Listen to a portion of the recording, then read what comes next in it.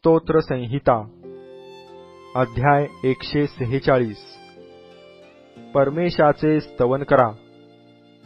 हे माझ्या जीवा, परमेश्वराचे स्तवन कर। माझ्या जीवात जीव आहे, तोवर मी परमेश्वराचे स्तवन करीन। मला अस्तित्व आहे, तोपर्यंत मी माझ्या देवाचे स्तोत्र गाईन।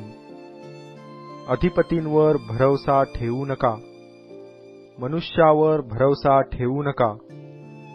त्याच्याकडून सहाय्य मिळणे शक्य नाही। त्याचा प्राण जातो, तो आपल्या मातीस पुन्हा मिळतो।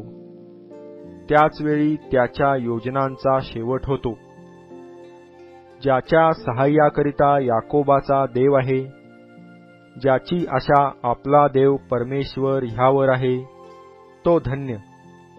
त्यानेच आकाश, पृथ्वी, समुद्र व त्यातील सर्व काही निर्माण केले।